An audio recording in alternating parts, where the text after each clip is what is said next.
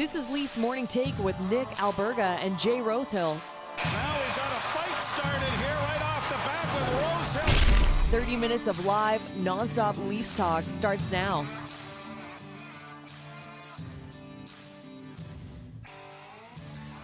Presented by PointsBet Canada and Montana's it's the Friday the 13th, so spooky edition of Leafs Morning Take. Nick Alberga and Jay Rosehill. What's happening, Rosie?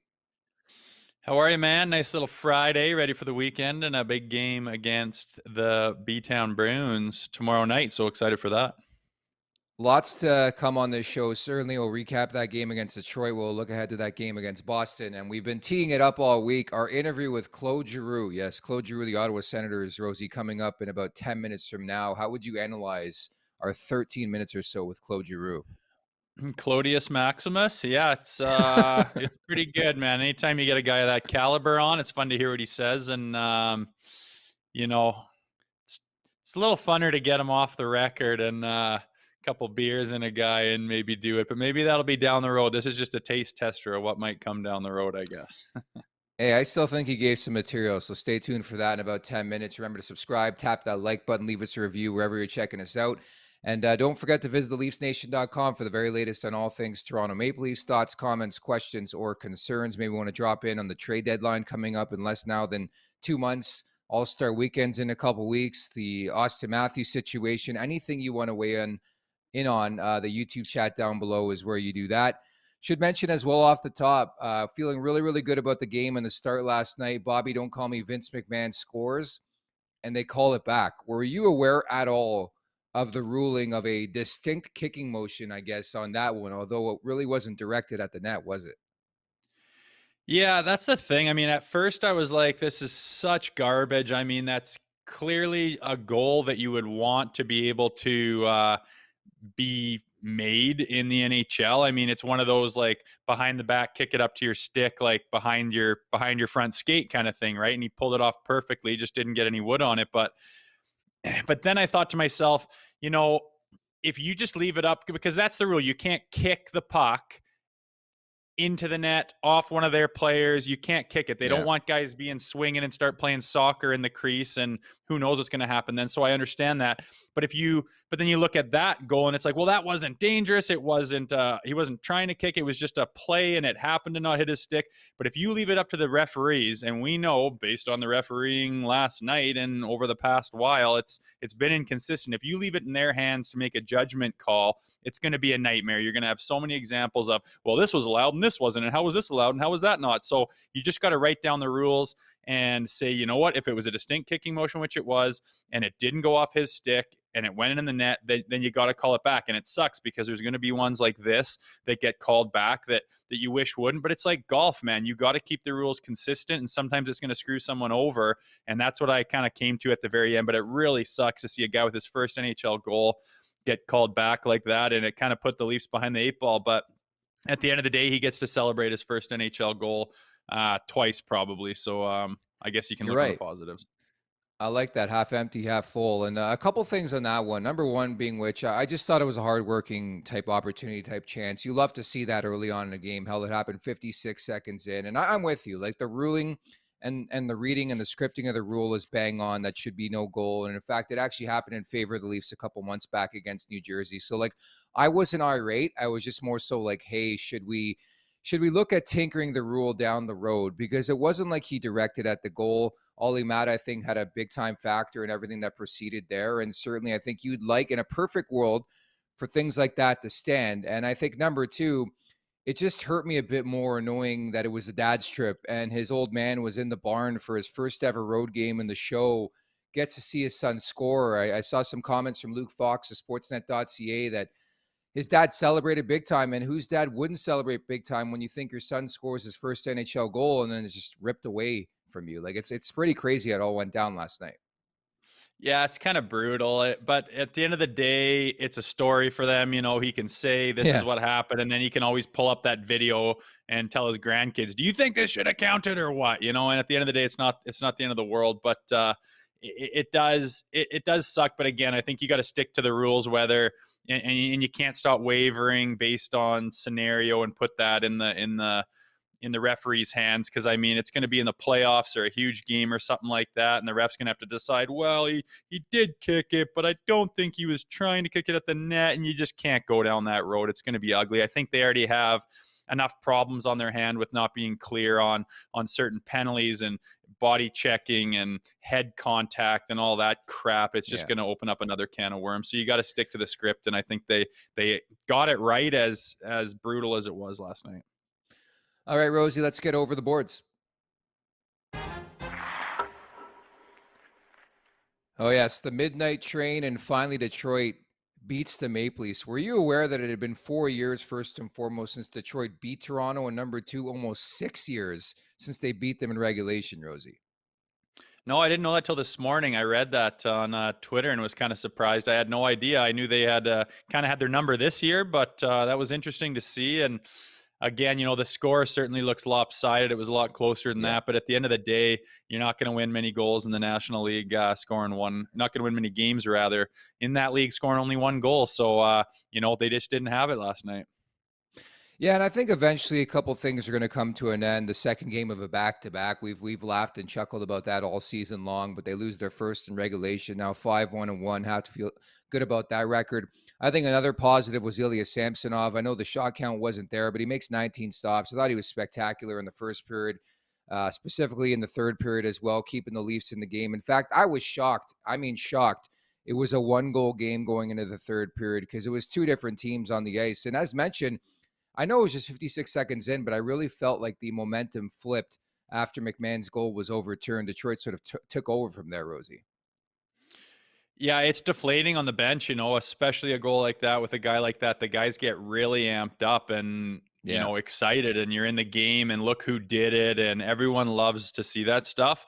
And then to get it pulled away, it's just totally deflating. You just sit back down. It really sucks the energy out of the bench.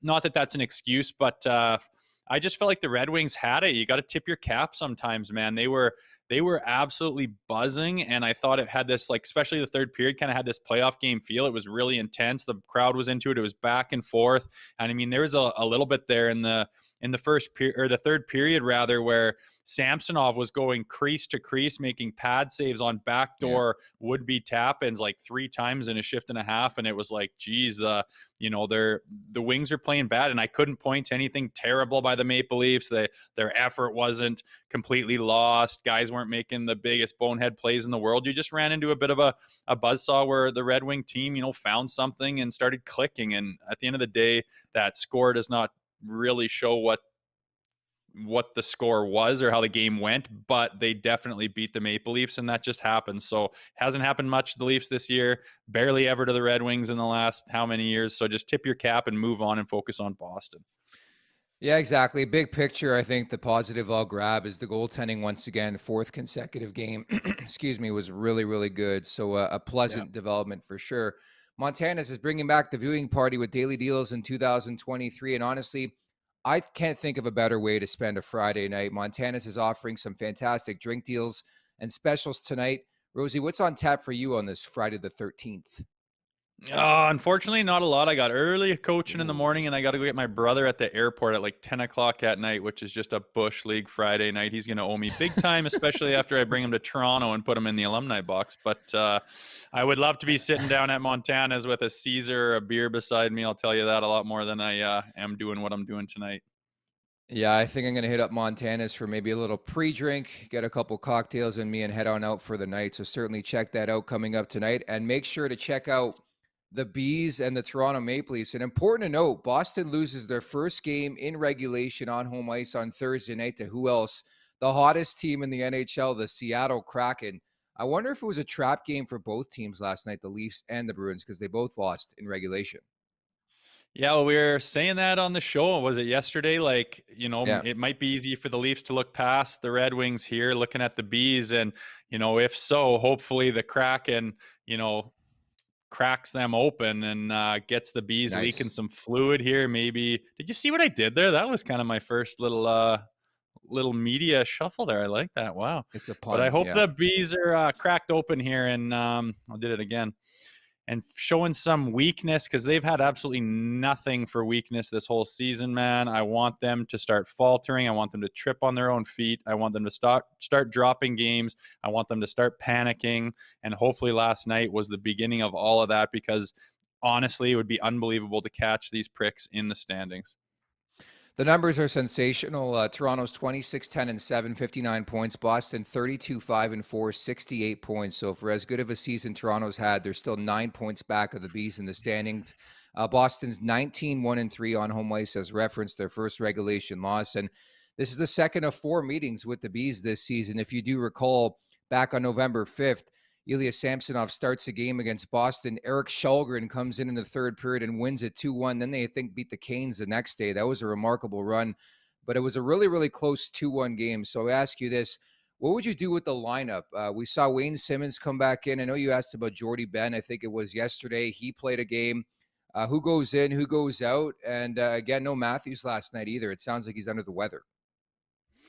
Yeah, that's what I heard. That's not ideal. I can imagine that, that rest, he will be ready to go tomorrow night, unless we hear otherwise, which would not be ideal. But it's tough to say, man. It's just, again, with him not in, it's just you're spread too thin. He's a huge piece of the puzzle, and you're shoving Kerfoot up there in the top 6, Engvall up in the top 6. Neither of them, I feel like, are worthy of it right now. You're just forcing it, and David Kampf gets moved up a line, and Bobby McMann's played 2 games in the NHL. You're just spread thin, so it's tough to say. I don't mind some veteran presence with Simmons. I don't mind some banging and crashing.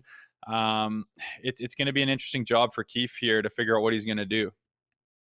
Make sure to subscribe to the Nation Network YouTube page and also the Leafs Nation Twitter at TLNDC,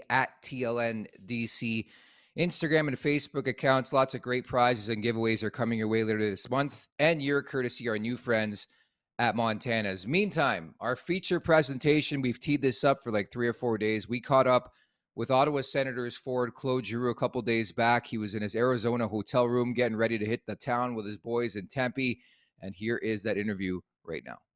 Well, welcome everyone. Claude Giroux, and NHL All-Star, former teammate of mine, has been gracious enough to bless us with his presence today. How you doing, G? Pretty good. Yourself? Good, buddy. Hey, I knew how much you liked Ottawa. I didn't know you'd ever end up playing for there. What's that like, been playing for, almost your hometown team? Yeah, I mean, it's been great. Playing in Philly for so many years, I just always thought I'd finish my career there. And when it didn't look that way, and went to Florida for the end of the year last year, and then free agent. It was definitely a interesting process, but being in Ottawa, it just feels right. Well, Can you set the go ahead. You got no shortage of putting up points and don't seem to be slowing down anytime soon. Have you noticed that if you kind of get around that point a game pace this year, you'll be at 1,000 points? I'm aware. Some of the guys on the team, they told me that, but it's pretty cool to just think about that. Gee, can you set the record straight on Hearst, Ontario? So Pierre LeBrun always likes to bring it up. How far is Hearst, and where is it, and how far is it from Ottawa? So Hearst is a 10-hour drive north of Ottawa. So it's up there. It's cold. It's a small town. Lucky enough to be able to grow up there, and a lot of great memories there. So you grew up there, like, did you have a favorite team? Like, who did you grow up watching and stuff like that? Yeah, I mean, it's a French community, and everybody lives there, just loves Montreal Canadiens. So kind of jump on that wagon, and my family, we all cheered for them. So I was a huge fan, actually, and then played them in the playoffs and learned to hate them pretty quick. Rosie? Gee, someone was saying, think of a story with G or whatever. And I remember we were heading home from somewhere. I don't know if you remember this, in your car, and we had to stop off to get, some ice cream or eggs or something from a convenience store. And we're inside, and some guy runs in and says, "Whose Porsche is that outside?" And you're like, mine. And he's like, "Someone's fucking it up." And we go out onto like Walnut Street or whatever, the main street down Philly, and this semi truck, this full on tractor trailer is trying to do a U-turn in the middle of Walnut, and he is just side swiping G's Porsche. And then he tries to back up and he's ramming into it, and he's trying not to touch these trees up in the front, not even knowing that he's just smashing up G's car behind him. And we're just standing there. I think I have like a Slurpee in my hand, just watching him just rail your truck, dying laughing. And then the funny story is when the cops came and everything else, this one cop is like, gee, when are you going to score? Because it was one of those years you started off a little slow and then went straight on fire after that. And you told him, I'm scoring tomorrow night, bet on it. And then I just was in the background like a pigeon going, I'm going to score too. And then the next game, both of us sniped our first of the year. I remember that. We went for dinner, and then, yeah, it was like going for get some ice cream or something at this 7-Eleven. And then this guy comes out, he's like, yeah, somebody's fucking up your car. And I'm just like, no. And we're playing at 1:00 the next day against Edmonton. And it was like the 18th game of the season. Haven't scored a game yet. Everybody's on me. And then the cop goes, when are you going to score a goal? I'm just like, look at him. I'm like, yeah, I'll score tomorrow. Like, get off my case. But yeah, I remember that. Like, that was pretty nuts. That was kind of funny, actually, seeing a tractor trailer trying to do a U-turn. Speaking of ice cream, though, talking to Braden Shen, he said, I don't know if it was your first year or not, but one of your best years of your career, he said that you ate, was it Cold Stone Creamery ice cream every single day of the year? You packed on 20 pounds, but put up like 95 points or something like that. Well, I wouldn't say 20 pounds. He put 20 pounds because I was following him, and we were both playing pretty good. So we just kept going, and we had a Cold Stone. He was staying at my house that year. So we go to dinner, and then we drive by Cold Stone, and he'd be the first one to be like, hey, we should get some ice cream. I'm like, of course, let's go, buddy.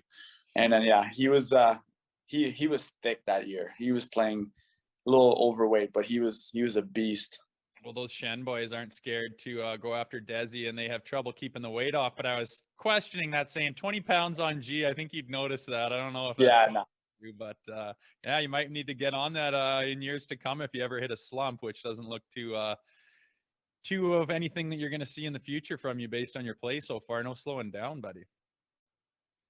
Yeah, I mean, we have a great team, playing great players, and we have very young team. I'm a little older. They make me feel young, but the talent and the skill and the speed that we have, it's been fun to play with. Gee, can you believe it's been 17 years and 1,000+ NHL games since Bobby Clarke sort of forgot who he's taking in the 06 draft, man? Like, I'm 33, I'm an 89 born, and I can't believe how quickly time has flown in your career, man. Yeah, I feel like a couple of years ago was my first NHL game, and everything's a blur, and a lot of great years. The years playing with Rosie, we had a lot of fun, and it's going down way too fast right now. Do you have any good Rosie stories? Oh boy. Let's hear it. Let's fucking hear it. This guy tells me he's a beauty. So gee, he's actually coming down to Toronto January 27th, and luck would have it, it's the Ottawa Senators visiting the Toronto Maple Leafs. So we're going to be two belligerently drunk pieces of shit in the alumni box watching your game, but we need to hear a Jay Rosehill story here. Well, probably my favorite was start of the year party. I had the whole team over at my house, and we had a pool upstairs outside, and then it was about 8 o'clock, and then Rosie got on the side of the pool, and he just yelled, all right, time for the wives and girlfriends to leave and the boys to get after it. And he just says, cannonball. And it got really awkward, and like, we're laughing because that was outrageous, but that was probably my favorite memory of this guy. Do you remember that? I do. That team was so young, and we like to, we were a tight team too, and we wanted to go out and have fun, and we bonded well, and we didn't go too hard, and we did the right things and picked our spots. But I'm still under the impression that they got rid of Hartnell on the Flyers just to get him away from you, because they were just like, I just don't know about these two together, and they just needed to split you two up because we were having too much fun on that in that town with that young team that everyone got along so damn good. They're good memories, all right. Yeah, that group was tight, and hard to see is one of the main reason. I don't know. I don't think he got traded because of that. Terrible scoop by you. But you know, we were a tight group, and every time we had a chance to hang out and play darts or go play pool or bowling, and we were doing it. So we had a great time. Imagine Rosie as an NHL insider. That would scare the fucking shit out of me anyways. Yeah, that was a terrible scoop. My takes are always hot, boys. My takes are always hot. Oh, they're brutal. What do you miss most about Philadelphia, G? Like, obviously, tremendous career. I think it ended perfectly with everything that happened. I was watching your return back. It was like somebody was chopping onions around you because you were starting to let it go a bit. But I understand it. Like, what do you miss the most about Philadelphia? It's been a crazy, tremendous ride. Yeah, I mean, for 15 years straight or 14, it's, you know, August comes and getting ready to go to Philly. And, you know, I know the place very well and the fans and the organization. And it's, you know, right now playing with Ottawa, it's awesome. But it was definitely a transition early on just because it's just not Philly, right? So, you know, that's all I knew really, you know, since I'm 20 years old. You know, Philly was my team. I thought I was going to end my career there. So when it was my last game, which I knew was my last game, it was also my 1,000th game. So that night we had the ceremony for 1,000 game, and it was really emotional. I was trying to keep it together. Had a terrible game, couldn't focus on the game, and then when it ended, it was I don't know, it was kind of a weird night. Yeah, it's still been interesting seeing you in a Senators uniform because we've been so accustomed to seeing you as a member of the Philadelphia Flyers, but you guys have been playing some much better hockey as of late. Can you take us behind the scenes? Like, when did it become real for you? Of course, you went to the Florida Panthers, had a good run there post-deadline, but when did it come real for you in terms of being an Ottawa Senator, wanting to be an Ottawa Senator? Was this something that maybe even before you were drafted in junior, you're like, man, you know, one day I would love to be an Ottawa Senator, possibly? No, first time I really thought about it and thinking that I would go play there was literally after the season last year. And you know, free agent, you don't know where you're going. You're trying to see what your options are. And the more and more I thought about Ottawa, it just made sense. And I liked the group. They had a great second half the year before, and you know, they have a lot of young players that are going to be great players. So I just wanted to be a part of that. And you know, we're having a lot of fun here. A lot of similarity to Philly back in the day. We're a tight group. We like to hang out with each other. Like they pick on me a lot because I'm old, but I can take it, so it's not too bad. But no, it's awesome. Gee, we'd be remiss if we didn't touch on some kind of Maple Leaf program here with the show we do, but obviously playing against them all the time, being in their division now and everything else. What can you take away after playing them a few times, seeing their stars, seeing what they're made of right now? Do you got a take on where they're at as a team right now and what it's like to play them?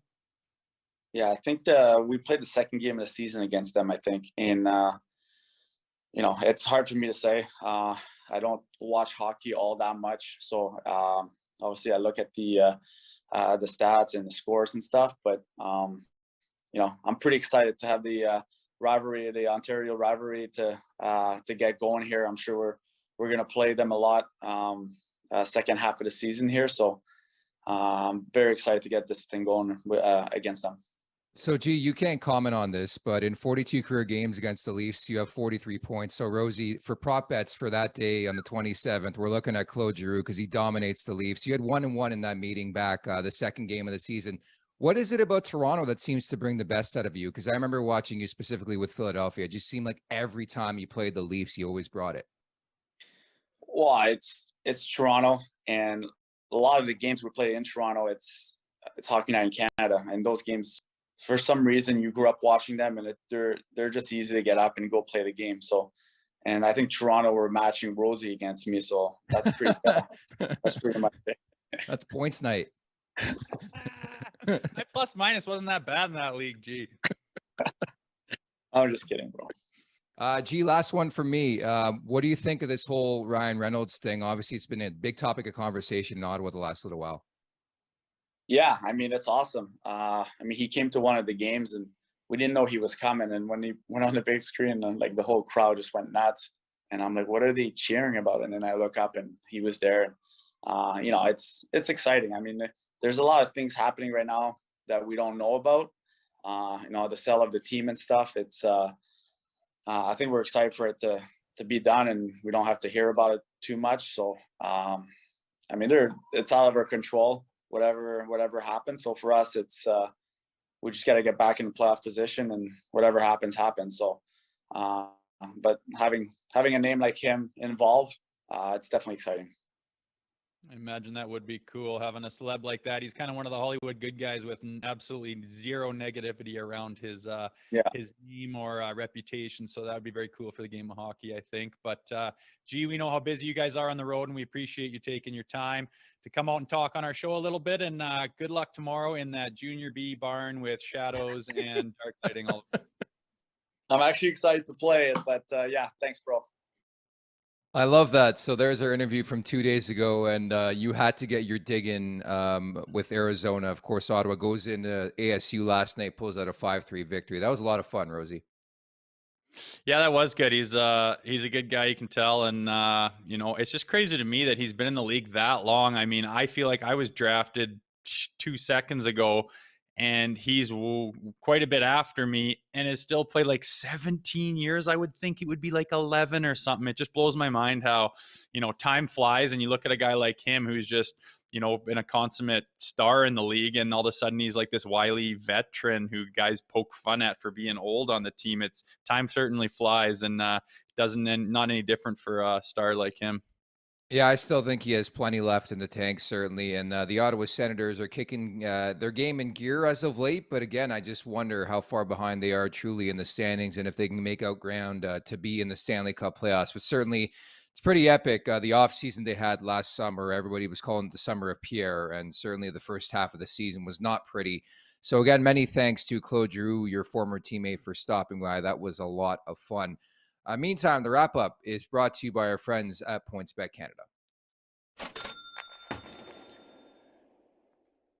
So I was 1 for 2 yesterday. I know I called the Nylander anytime goal, but I got the shots on goal prop, so I'll take it. 50% feels great in my world. Not a crazy schedule tonight in the NHL. It's quite light. The Oilers are playing. They're playing the San Jose Sharks. I'm going to hammer the Oilers everywhere. That means their puck line, their money line, and I like the over, even in regulation. I think it's gut check time for Edmonton. They need this one badly. San Jose is not scared to play offensively. They can score some goals. I looked at the numbers too. The Oilers averaging 3.56 per game. San Jose at 3.07. So I'm probably shading towards the over, and I, in fact, like Edmonton tonight against San Jose everywhere pretty much. So you think Connor McJesus is just going to turn it up and single-handedly win the game and win the over and win the spread and win the everything, eh? That's not a bad play when you got a guy that caliber.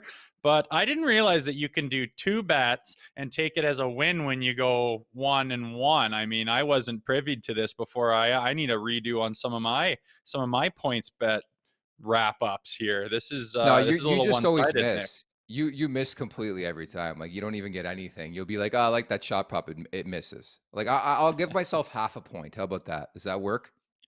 You take your half a points, buddy. I don't know. I don't remember the last time you actually hit one correctly. So we'll put you on the spot next week again. Okay. I can't either. Yeah. One shot next week. I'm going to make up for it. I'm going to do a deep dive and actually do some research like you. No, I like it. I like it because we have to get you on a roll, I should say. We're a team. We're a duo, right? So I can't just be the hot guy. You can't just be the hot guy. We have to be hot together, if that makes sense, because we have to be feeling good 2 weeks from now. January 27th, you're going to be in town. Your brother's going to be in town. We're going to hit the alumni box, and Claude Giroux is going to be in town. And again, very thankful to G for hopping on today. That was a lot of fun, and this week just flew by, Rosie. Yeah, it did. I think it was all prepping for the Saturday night game. It seems like it's one of those games where you've got it marked on your calendar, and you know, the number 1. I don't know if the Leafs are number 2. For some reason, I go to the league, and I just like to see who's stacking up in the whole league, and I don't even divide it by conference for some reason, but number 1 and 2 at least are going at it. And, you know, it's a good test for the Leafs right now. You know, they've had a little ups and downs and whatever, and Austin Matthews has been out, but the Bees just dropped one, and it's going to be an interesting game, one that I'll definitely be checking out from front to back. And I invite everybody to go check out our material from earlier this week. Rosie talking about the dad's trip in his past and Colton Orr's dad and that famous time where Rosie got a bit into it and then found out from Ron Wilson he was playing. Go check out our stuff from earlier this week. I thought we really brought it. We always bring it, but there was a lot of great content. So the LeafsNation.com, also the Nation Network YouTube page and all that for much, much more. Many thanks to our friends in Montana's PointsBet Canada. We'll talk on Monday, Rosie, okay? Also, we're not swearing anymore, so if that's been keeping you away and hurting your feelings, you can come crawling back now and listen to a family-oriented show. Thanks to YouTube. The analytics don't check out this week. Of the 5 shows we did, I know you missed one. I think we swore the most. It is Friday, though. It's Trucker Mouth Friday, okay? Fuck it. See you, buddy.